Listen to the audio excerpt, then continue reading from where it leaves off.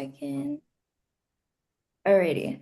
So, hi y'all. Thank you for joining us at Viva La Animación. We usually host a bunch of panels, have guest speakers like the lovely Amy today, and we hope you enjoy tonight. So, do you want to get started? It's Callie. Oh, hi, I'm Scully. I'm one of the social media coordinators and event coordinators at Viva La Animación. As you can see, we're basically a community that empowers Latin voices across Latin America and other places across the world. We do have a chapter here in the LA area and the New York area. So feel free to stay in contact with their social media on Instagram and also on Discord as well.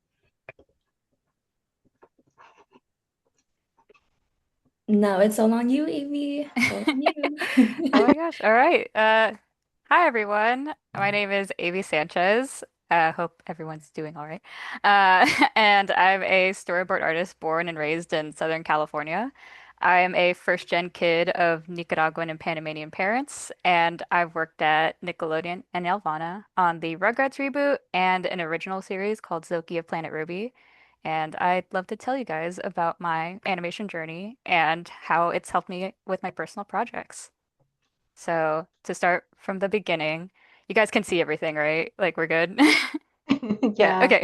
All right. To start from the beginning, I have been drawing and into animated works for as long as I can remember. I grew up on everything on Nickelodeon, Cartoon Network, the Disney Channel, whatever cable had to offer. And all of it, especially Avatar, The Last Airbender, Adventure Time, Kim Possible, like everything instantly hooked me in.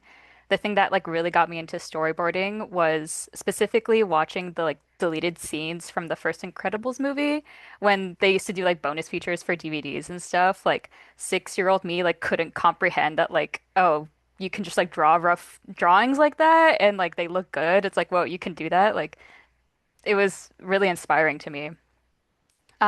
And then from there, I got really into anime and manga. Naruto and Tokyo Mimi were like my biggest obsessions. I would like Naruto run all over the place, like at school. And I started drawing like my own comics with friends, and I would tell people that I wanted to be a mangaka when I grew up, uh, which was like very weeby. Um, and my longest running like manga, quote unquote, at the time was like a Little Magical Girl series that I had that me and my friends like made together, and all of my characters were Japanese because it's manga. Um, but it literally wasn't until like high school, like senior year, when I realized like, oh wait, I can have Latino characters too. Um, so the gears were turning as I was turning some of my magical girl characters Latina. And while it didn't really hit me that I never really truly saw myself represented culturally in the media that I loved, I was undoing like some like internalized like racism that I had been dealing with since I was a little kid at the time. But that's a whole can of worms. I don't need to get into that. If you know, you know. You guys aren't my therapist, but yeah, when it came to choosing colleges, though, I went with Laguna College of Art and Design to get my BFA in animation.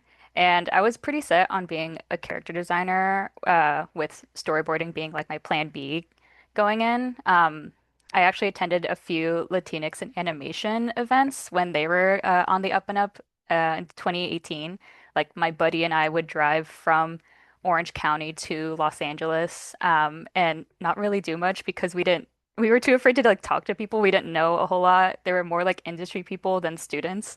So we would just kind of like hang in the back, but like still go to like really cool events. Like we saw some like Spark Shorts or something at like the Walt Disney campus, or their feature campus. It was really fun.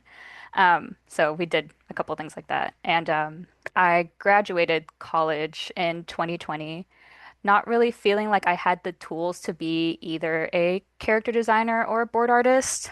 Um, our main focus at the school was animating traditionally, with like pencil and paper. Everything had to be on ones and twos, which is like, great for understanding fundamentals, but not so much like for industry standards. Like, I did take like, character design class and viz dev classes where I really dug deep into developing stories relating to my culture.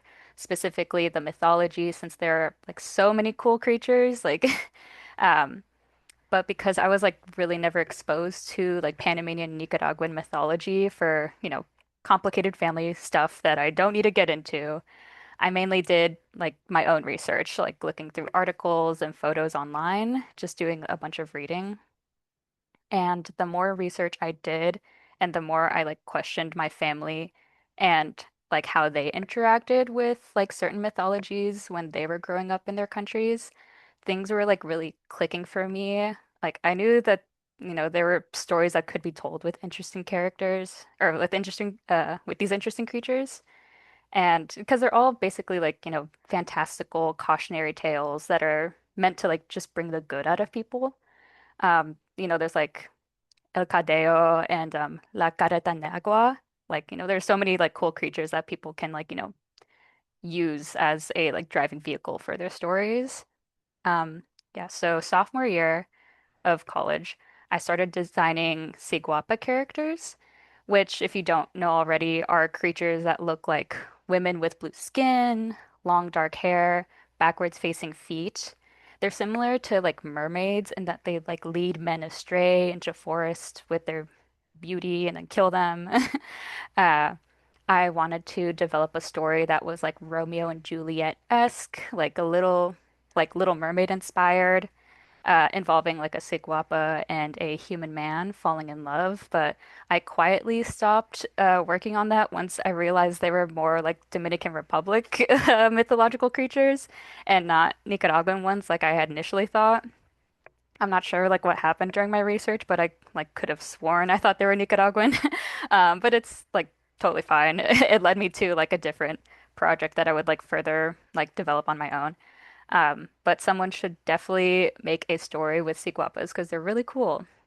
And then come senior year, I started designing and trying to put together like a story, not so much to do with like a particular mythological creature, but just a like fantastical s story set in like a like not post-apocalyptic, but just like kind of like a fantastical story set in Panama with like overgrown forests and an indigenous society where people ride like large bugs and birds.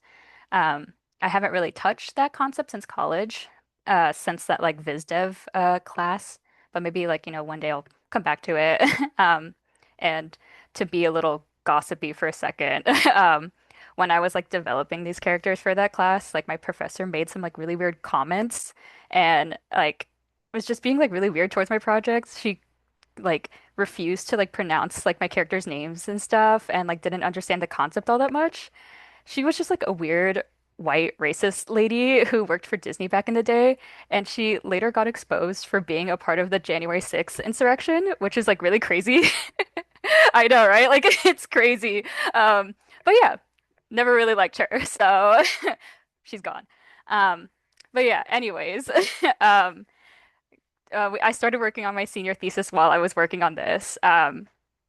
And my friend Matthew Kim, who was actually a revisionist on We Baby Bears at Cartoon Network, we came together to create a short film about the pressures of being a first gen kid, wanting to live up to your parents' expectations for you, and sometimes, life just not going the way that you thought it would.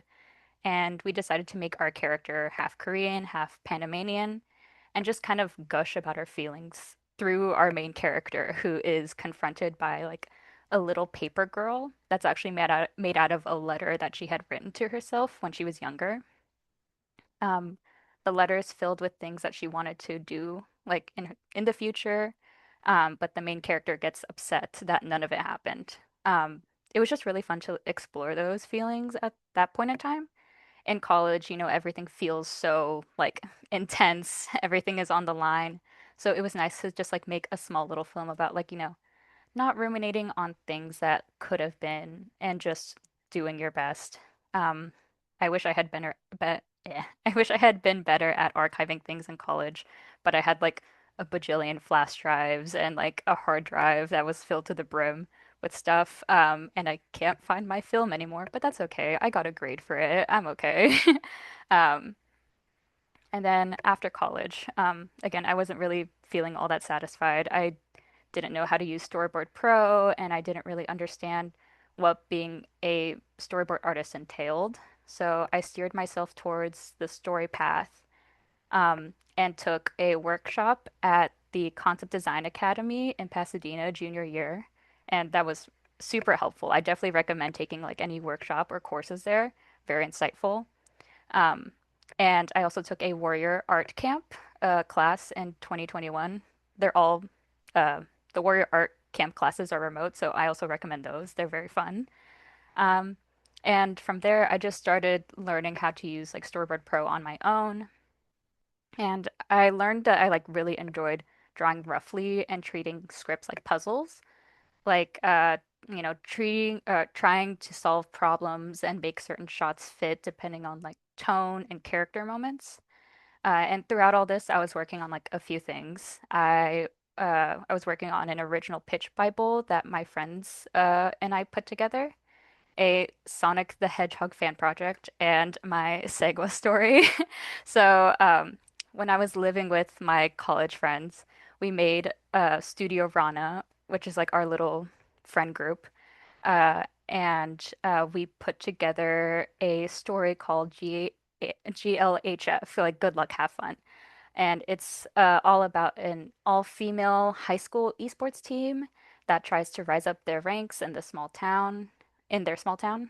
I was appointed the character designer for the human characters and the storyboard artist for the pilot script.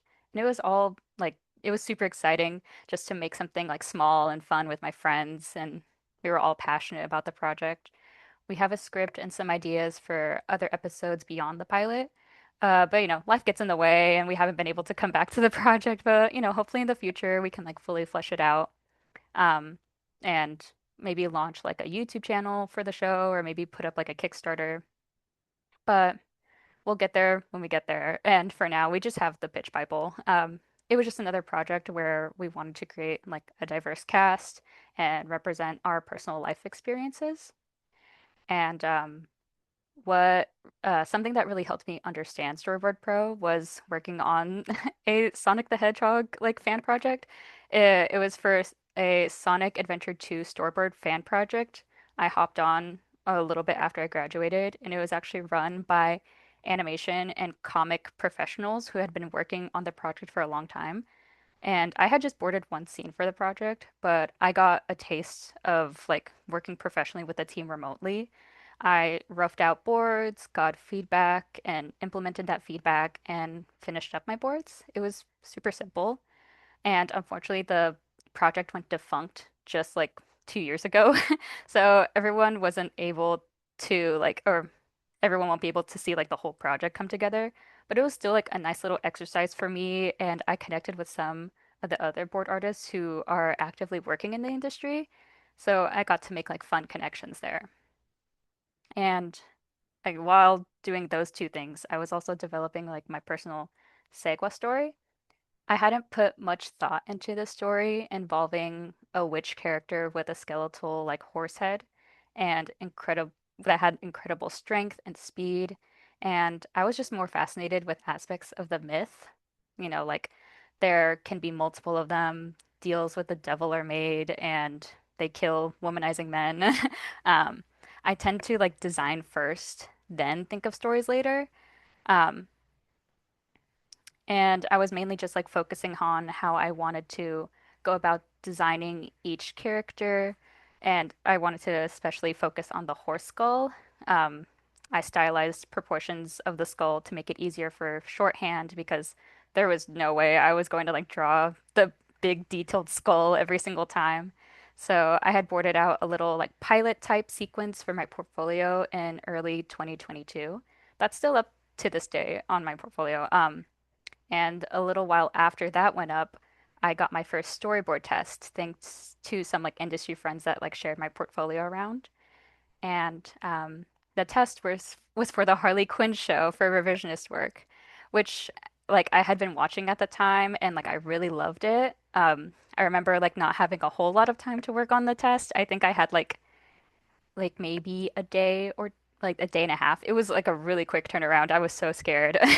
I was scrambling like crazy and I was so nervous. I really wanted the job, but I ultimately didn't get it, which is very fair. Like if I watch like my test now, like I can obviously kind of pinpoint like where I could have like fixed things up and polished things. Um, and thankfully, like not too off after the rejection, I got my second test for Zokia Planet Ruby. It was a show produced by Nirvana for Nickelodeon, and it was for storyboard work. Um, and after boarding that for a few days, I think I had about like 4 or less than 4 days to work on it. Um, I got rejected again, which was a real gut punch because I really like was so proud of like how my test came out. And I was like so worried that I wouldn't get another test. And like I wanted to be able to like get my foot in the door. It had been 2 years since graduating at that point. So I was like, you know, when am I gonna break in? And then funnily enough, like a few days after that, they reached out and they were like, oh, actually, we do want you. So I was like, yay.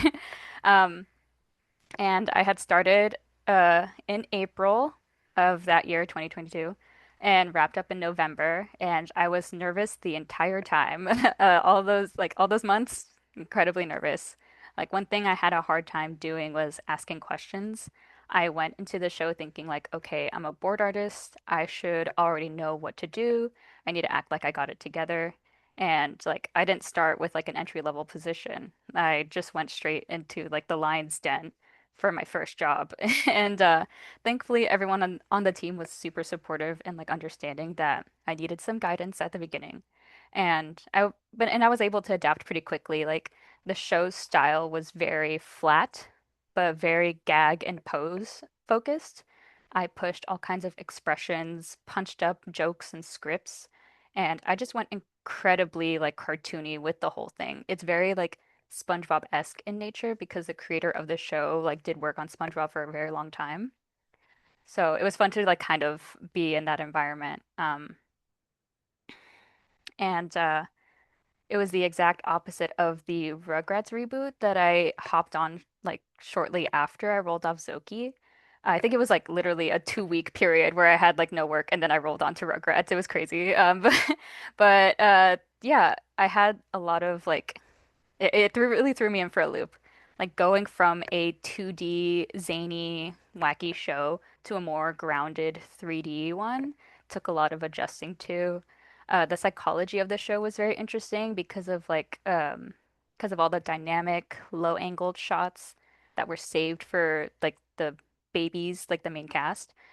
Since we needed to see everything from their perspective, like every situation is new and exciting for them and they're all small, they're babies, they're so low to the ground, so we had to like, you know, make sure we're like seeing everything from their perspective. I had to get really creative with it. And when it came to like their parents, their scenes were treated more like a sitcom where everything was pretty straight ahead. The focus was mainly on realistic acting since they're adults, in their 30s trying their best, juggling all these babies. Um, so I had to like get really creative as to like towing the line and like trying to transition from like, one scene with a set of characters and another scene with a different set of characters. It was nice to just kind of like find a nice like flow and balance to everything. And one thing I wish I had done when I was boarding for the Rugrats reboot was just taking it easy. I wish I took it like more easy. I had like a really bad habit of like overthinking my boards. There were so many times where like I was given scripts with scenes that would like really push me out of my comfort zone and let me get really creative. And I would tend to like just overthink about like what I had envisioned, like not making any sense. So I would like scrap my ideas with and go with something more safe.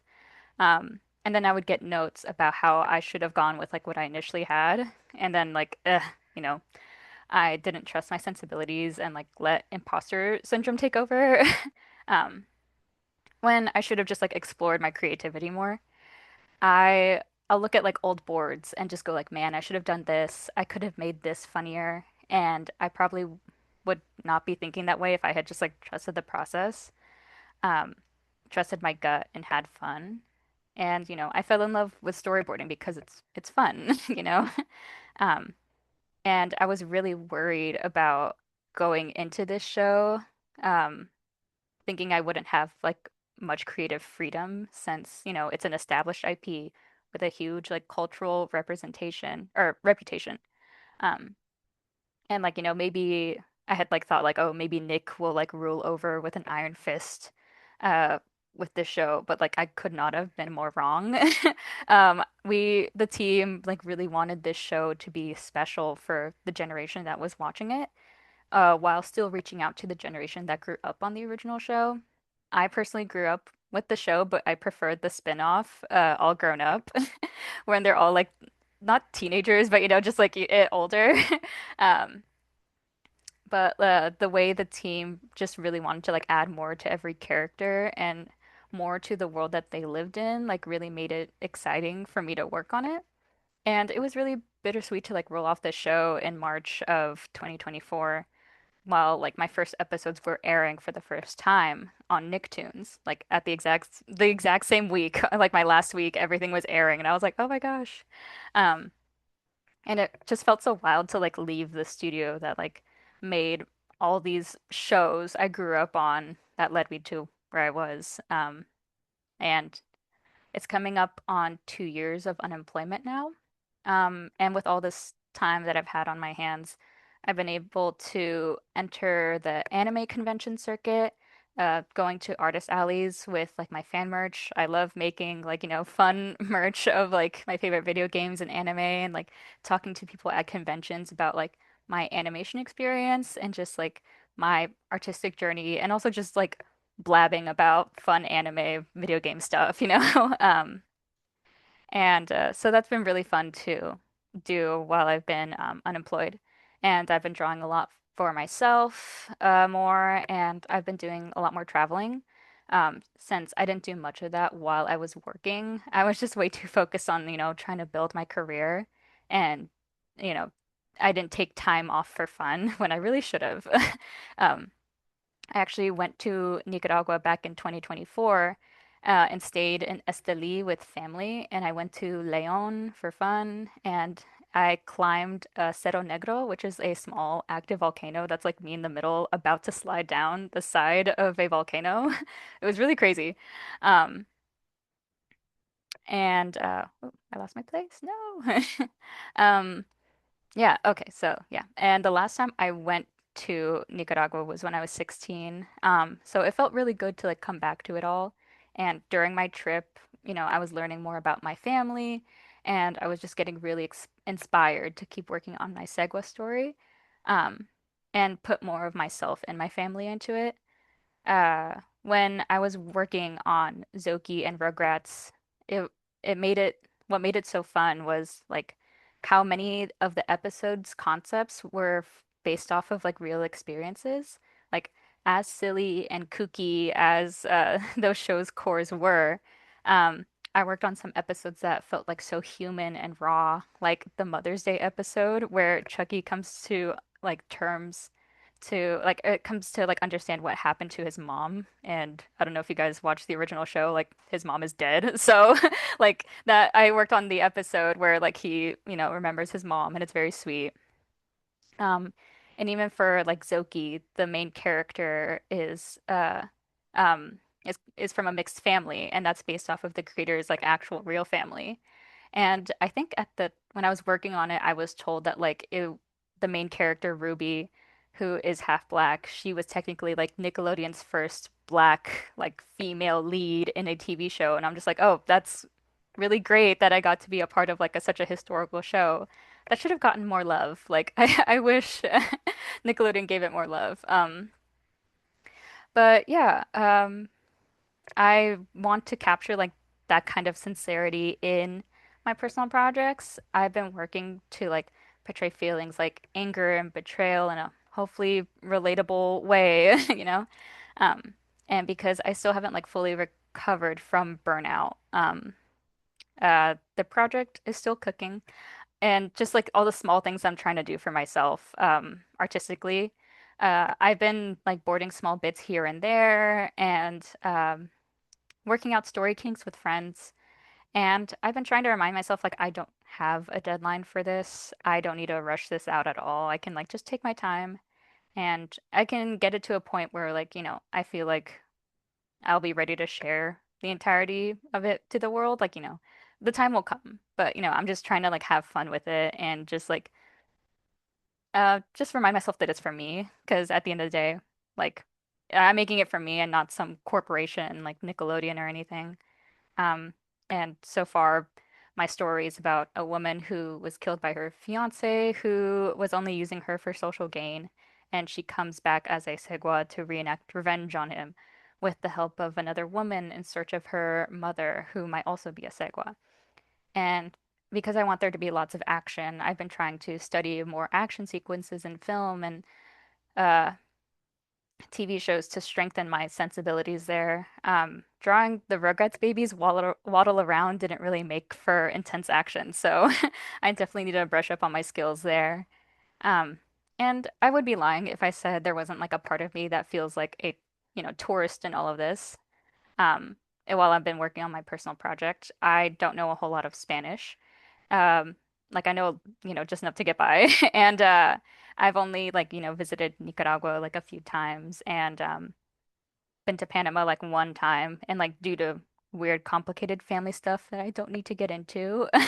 Um, I haven't like explored everything that like, these homelands have had to offer. But I think I can like give myself some credit at least for, trying and really respecting the culture. Like I want to do everything right by it because, I love it and I want to express parts of myself through my characters. During my last trip to Nicaragua, I was actually talking to like my cousin's daughter, who is a very big weeb. Like she loved anime and stuff. She's so cute. And she had asked me about like my experience in animation and wondered if like the only way to get into animation was to like move to the US. And I was like, oh no, not at all. Like you can like just get a group of friends together and make something, post it online, or just like do your own thing. And I felt really like proud to have offered that info to her and like share my experience. Um, and like I didn't really like see myself represented in media growing up, but it's great to know that like I can make that media for myself and for people like her and me. And I've also just been like really inspired by K-pop Demon Hunters and Kanto, Primos, and like those those pieces of media had made me go like, oh, if they can do that, then I can too, you know? Like I can make whatever I want. Like the world is my oyster. And Before I finish my presentation, I'd like to mention that like something that has been helping me feel more connected with my culture is food. Um, I've been trying to like cook more dishes that the dishes that I grew up on, dishes that I haven't been like super familiar with ever, and I've just been doing like a lot of experimenting. So I thought it'd be nice to just recommend some di restaurants in LA if you're in the area. So there's La Delita in South Union, on South Union in LA. They have like really great like plátanos maduros, carne asada, queso frito, cacao. And it is like a bit on like the pricier side. And like they also have a panaderia like right attached to it, so you can get like really good goodies. But yeah, it's all worth the prices. Like they give you so much food and it's really tasty. Um, there's also Las Segovias in Huntington Park. I've been coming here since I was a kid. All their seafood is super tasty, and they have like their tostones are like so crispy on the outside and soft on the inside. And like there's no parking there, but like it's so worth taking the trip. It's so good. Um, and this last place, I haven't been here personally, but it's a Panamanian place in Venice Beach called Simon. Um, it's like an upscale restaurant, and they have, pupusas, marinated pork chops, ceviche, and like all kinds of cocktails, and it all looks so good. Like I want to make a reservation so bad. It's like driving me nuts. Like, um, but yeah, I food has been like just kind of like my saving grace and like has been helping me like feel like, feel really connected to my culture and um makes me feel like I'm always at home. So, yeah, if you're in LA, go to those places. I highly recommend them. They're all great. Um, and yeah, that's it. Thank you guys so much for listening to my presentation and my little quirky ending there. Yeah. Thank you for sharing your story. Wow, it's very inspiring. If you have any questions, please drop them in the chat. I'll ask you a question starting off. You did mention that you encountered a racist person in leadership. So what was one of the ways that you navigated that experience, especially early on in your career? Yeah, I think that's like the only time I've encountered someone like that in my experience. And thankfully that was like just at school and not in a professional like industry setting. Though if like it is school and I was like, actively paying to be there, so it did suck to like have to deal with her. Um, and thankfully, I just kind of stood my ground. Whenever she would be like, "Oh, I don't know how to pronounce this character's name," I'd be like, "Oh, let me teach you. Like, this is how you say it." And I just kind of like stood firm and like I tried to educate her a little bit. It's like, "Oh, this is like, I'm basing this off of like my culture and stuff." And she would just kind of like meh. Like, I don't know, just like kind of whimper and like, tuck her tail between her legs. So like she wasn't too bad, but like I know some students have had to deal with like even worse things from her. It was really weird, a weird time. And thankfully she was like the only weird teacher at that school. And she got fired after my senior year, so she's gone. That's She's good. one. That's good to hear. And then Yeah. in terms of storyboard tests, as you mentioned, is like very nerve-wracking and you have like such a limited time. What's one piece of advice that helped you succeed in those stories? How do you create something that's meaningful and memorable? Um, like because there are tests and you only get like a certain amount of like time and you only get like not like okay, I think for both tests I only got a page's worth of script. So I tried really hard to just like let my what was it? Like I don't know. I just tried to show off a little bit. For the Harley Quinn test, I was like, "Oh, this like little moment calls for action. Well, I'm gonna go all out. Oh, this like moment in the like Zoki test called for like comedy. I'm gonna go all out on the comedy." So just like kind of just sh like shove all of like my comedic and action and like, character sensibilities out there, just to really show them like, what I can do and what I'm capable of. Um, and honestly, like, I wish people or like I wish directors went about the way that like for Rugrats, I didn't have to test. I actually just got like the interview, and the showrunner said that he hires people just based off of vibes. So I'm like, oh, I wish more people did that because like I got like more of a chance to really like learn on the job and like just like my directors were able to kind of like guide me through like getting to a point where like I fully understood the like project. Whereas like with tests, it's a little nerve-wracking to be like, oh, like what do they exactly want from me? And like I can't read their minds. And like, I get it that a test is for like, making sure that you understand like storyboarding fundamentals and stuff. But it's also just nice to like learn on the job like I was able to on Rugrats. So yeah, I think just like showing off was like the best thing that I could do for tests.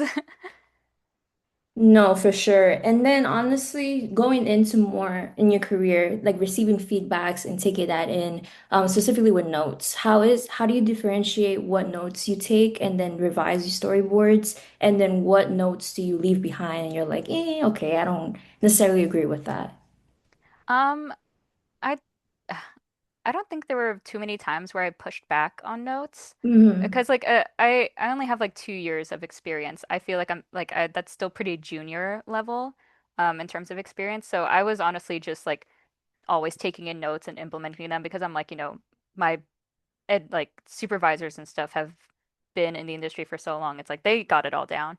Um, but there were like I think a couple times where I did have to be like I fought for like my decisions and stuff. I wish I had an example off the top of my head, but I think like when I did I guess push back on a note, I would like just try to explain myself and maybe like redraw like my board that needed a note just to like make things a little bit more clearer and like get my vision across.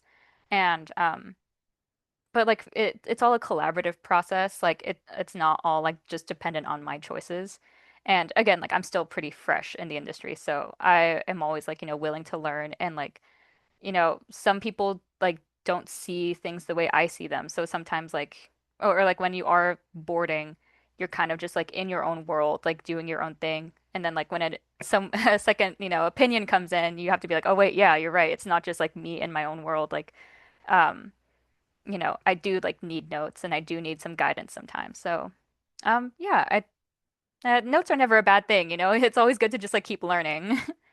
No, exactly. And like I think there's a huge emphasis on like guidance and mentorship, which is like, and it's all a collaborative process, as we all know animation is. So Angela does have a question, so I'm going to read off her text in the chat.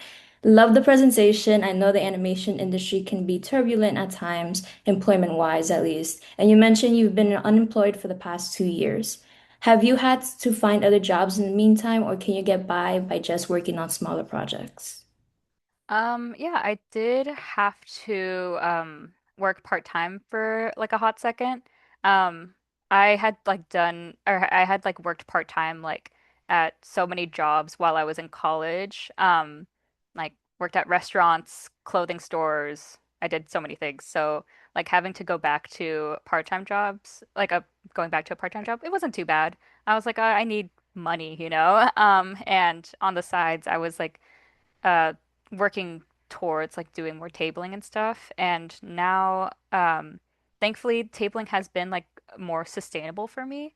So I haven't I like quit doing part-time like a few months back and I've just been able to solely focus on like my art, which I'm very like grateful for.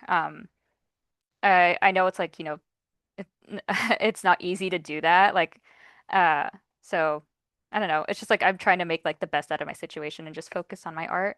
But like, yeah, some people have been able to find uh part-time work or like just working off of like small projects pretty sustainable. I think it just depends on the person and like where they are.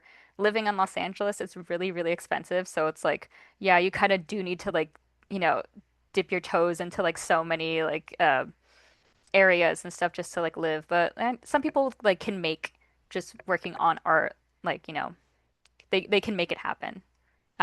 So yeah, I think it just like depends on your situation. Absolutely. Like I'm from New York and I came to LA and it's so expensive. I'm like, wait a minute. I'm like, hold on. Yeah, yeah. No, for Okay. real. Oh my God. So we have another text from Karina. So she says, I have done a lot of collaborations and have one project I want to do, but I feel collaborations need to have a little pay and we all need jobs, of course. So how do we go around that? Is it correct, or I guess is it right to do collaborations for free? I think like when you're first starting for sure, if like you have like a little ragtag group together and I guess like unfortunately social media does play a big part of it. So it's like if you have like a small following, you do have to kind of like start, doing things freely. Like, you have to do things just like on your own. And I think like maybe when you can get to like a good point where you can show off like uh polished work for your project or just like when you think you have like a good enough concept to really like grasp people or like, make a pitch Bible out of it. Um, I think like then maybe you can start like a Kickstarter or, just find like crowd funding, like, websites that you can like host your projects on and stuff. Or like I guess like if I've seen some people like also put like donation links to like hosting sites, like if you're hosting like a comic on a website, like you can have like a little donation tab at the bottom. Um, but I haven't like really monetized like on personal projects all that much. The most I've done is like just like sell like original pieces of work or like I have like sketch scenes and stuff that I sell that is filled with like original stuff. So like that's how I've been able to like ma make revenue off of original work. But I think like yeah, maybe crowdfunding will be in like the future for me just one day. But yeah, I think like once you get your project to a good point where you think you can like ask for funds and stuff, you'll have to like, just do things for fun and free in the meantime, you know, um, work part-time or do school and stuff, and also just like work on your passion project while, you have the time. Thank you, thank you. I wanted to ask, I remember you mentioned Studio Rana with your friends. Did it ever get to the part where like business wise or like LLC sort of situation, or is it more like fun, Instagram, like marketing yourself, basically? Like, can you explain more about that process? Yeah, so we did have an LLC. The uh my friend Christina, the one that made the group, she's the one that like put together like the business name, uh got the LLC and was able to like not I wouldn't say an investor, but like someone that was able to just like kind of help fund things a little bit. Um like Christina was able to like pay us just like a smidgen for our time and work. And it was just like pennies, which is totally fine. We were all like, like we just graduated college and we were just like kind of doing things here and there. Um, so we were able to like, yeah, get that off the ground a little bit. And we did create like social media, like uh, pages and stuff. And I believe, I don't know if the website is still up anymore, but we also had like a hosting site. And because like, yeah, again, life got in the way, so we haven't been able to like fully see this like project through. But again, maybe one day we'll come back to it, but um, we did like want to go all in on it at first because we really believed in the project. We wanted to like really put ourselves into the characters and just uh like we wanted to make it like a love letter to like video games like and just represent like high school girls because high school girls like go through it, and so we wanted to be like we love you guys, so yeah. That's very fun. So another fun question for you. You mentioned the baby's point of view, this perspective on Rugrats. So where did Mhm. you find the inspiration? Like, did you look up something on Pinterest? How did you put your head in that mindset of being a baby? Um, I don't know. Like I mainly just like looked at like other board artists examples and stuff. I kind of learned like as I was like starting on the show that like I don't know. I don't believe they told me straight off the cuff like, "Oh, this is like the exact like these are the exact rules of like our boards." So I kind of like just noticed off the cuff that like, oh, all the boards with like the babies, like they have to be low to the ground or they're from their perspective, and you can get like really like wacky and weird with it. Like there have been like some like shots that I've like done where like we're in the perspective of like the baby's mouths and like they're chewing on something, or like we're like it's from the perspective of like a toy that they're picking up and like we see like their face all like close up and stuff. Um, so like I was just mainly like referencing like what other people had done like for like other episodes and stuff. And I would just like mainly just like I don't know. I would just like try to think back to like when I was a kid and like just being really curious, looking at things like super closely and like I like the playground in elementary school, I would like play with bugs and stuff. So I would like get up close and like just try and like be all gross and weird. So it's just like trying to like get back into that mindset. Um and just be a little kid. I think, yeah, that's, I guess, what inspired me. And yeah, just also referencing other people's boards, picking at their brains. No, yeah, I feel you. And then I also feel you on the grown-ups. That was my favorite show Yeah. too.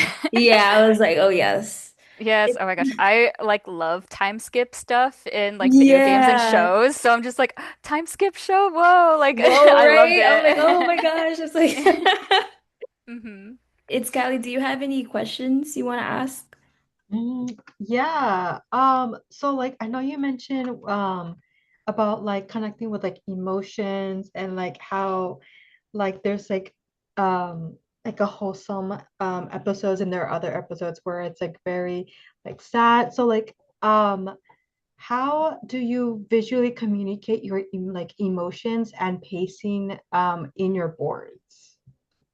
I honestly like um I'm gonna talk about my theater kidness because in high school I was a theater kid like made like I did like theater classes all 4 years, and I honestly think like that part of me would jump out while boarding. I always like to think that storyboard artists are the theater kids of animation because like you're essentially acting, like you are putting like character moments like out on display and like making acting choices for those characters. So it's like you have to get into like the mind of those characters, putting your like looking through their perspective. So I think like physically acting things out, and also like in table reads and stuff for when I would like get launched on a new script, like everyone would kind of read like their parts and stuff as if they were the characters, so we can like really feel those moments.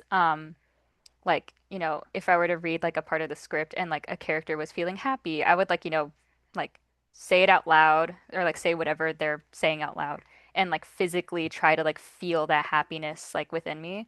Um, just so like I can like it feels better to like physically do it and then draw it down. And Hmm. then like I didn't really need to like time things out, but like I guess like on my personal projects where I am timing things out, like, you know, I just get like a better feel for it if I like do things physically. Like again, like bring the theater kid out of me. So that's been helping me a lot. Yeah, that totally makes sense. Hmm. Alrighty, so we have two new questions in the chat. So Eric asked, for personal projects, do you have any tips for maintaining a schedule without burning out? Ugh, that's hard. I think like I'm at the moment working on like comic work for someone who has been like trying to get their like comic series off the board. Um and I'm waiting on like some like freelance animation stuff on the side and also just like doing small things here and there for like upcoming conventions. So I kind of just like to like make sure I have like a day within the week to just solely work on like personal project stuff. Um whether that's like boards or character designs or just like writing down like uh not so much like script but just like character breakdown stuff and then just scribbling down like things that I think would happen in like my story and maybe bring it to scripts and stuff. Like I just like to take like maybe a day or two within my like work week to do that. And like I have like such a hard time being like, oh no, I should be working on like, comic stuff or I should be working on, like on convention prep and stuff. But it's like no, I think it's just like essential to really like, treat your personal projects like they are like actual work. I mean, because it is work, like, um, so I don't know. That's just how I go about it. But like, yeah, I think you should definitely make sure that you spend like a day or two, or even like on the weekend, just make sure you spend like all day working on your personal project stuff and really just make that a routine. Um, but yeah, I know like everyone's schedules like are kind of different. I don't know. Like I operate on a weird schedule. But yeah. I think everybody does. At this point, listen, time is not real. Yeah, no, for real. It's crazy. For our second question, I think Ali, is that how you say your name? Ali. Yeah, okay. Ali asked, I like that you were able to talk to your cousin about how you can work in animation without being in the USA. Could you tell us more about how that conversation went down? Yeah, so it was my cousin's daughter who I think she's like 11 right now. Um and something that was like that I didn't really like think too much about was like before that trip, uh her mom was like looking for an iPad or something while she was like visiting the US. Uh and I was able to like just get one for her with an Apple Pen because like she had told me that like she was interested in drawing. So I was like, "Oh, don't worry about that. Like I'll buy like a an iPad for you." And then like to go to Nicaragua and see her using it. I was like, "Oh my gosh, that's so great." Um but like yeah, the conversation like went like really well. And again, like I don't know Spanish all that well, so I had to be like, mom, translate for me." Like tell her that like, when I was her age, I would post a lot online like on DeviantArt and I was getting into Tumblr like when I was like 13, 14. So it's just like there are like so many avenues online that you can like pursue to just like get your artwork out there. Um and like thankfully she took it like really well and like she seemed like really hopeful about it. And so like I was just like, oh, my heart, like big love to her. Um so it was like a really nice talk, just like actually seeing I guess like my impact in a way and like letting her know that like like as someone who grew up on the internet, like while it is like a scary place, it's also like a good place for like, community just sharing your work online and yeah, like good things could come out of it. 1,000%. I feel like as artists, we tend to be shy with our things and maybe private, but no, we have to push ourselves out there to get recognized. Yeah, like something that I am trying to like remind myself is that like, oh, I need to be annoying online. I need to like just keep Yeah. like posting online, but also like not feel too much pressure to like post online. But like, by God, I want to like share my art. I don't care. Like, uh, I'm proud of like what I make, so everyone should see it.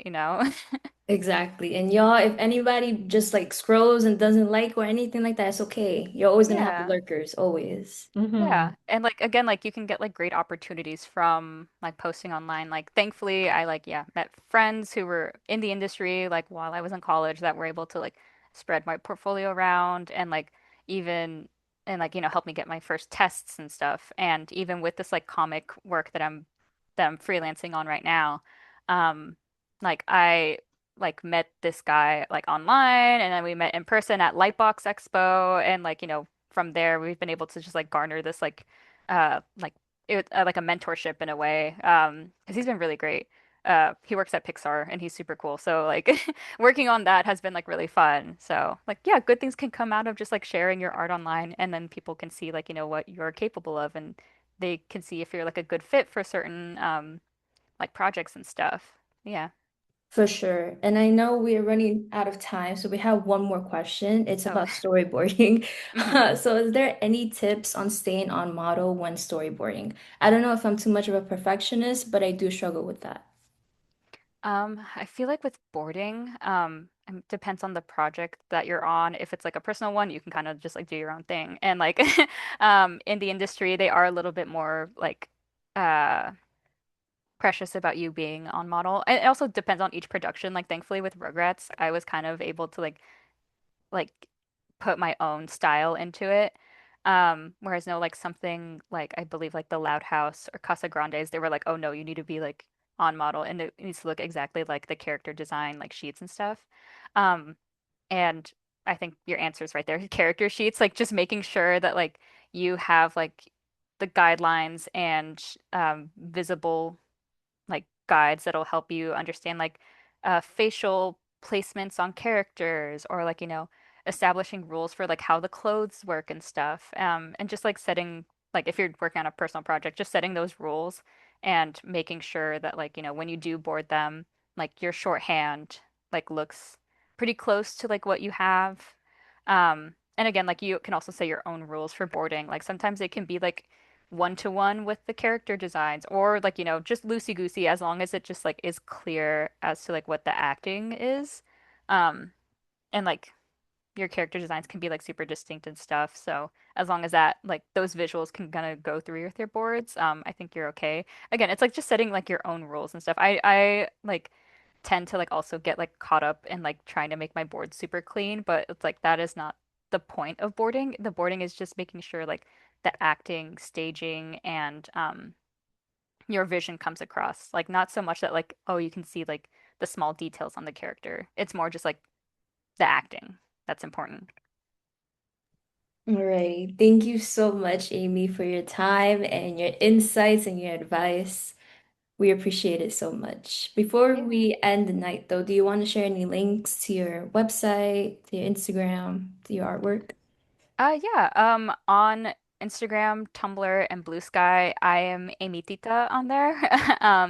And on Twitter, I'm still Amy Tita, but with no A at the beginning. That's like the little A, the at sign, and then me Tita. Um, but yeah, I have like my portfolio links in like my bio there, and I also have links to my little merch shop that I run on the side, and um, yeah. Yeah, Instagram, Blue Sky, Tumblr, and Twitter. I'm on there. Be sure to follow y'all. Be sure to support. Thank you so much Yes. again. I'm gonna Yeah, thank you stop the guys so much for record. having me. I appreciate it. No, no.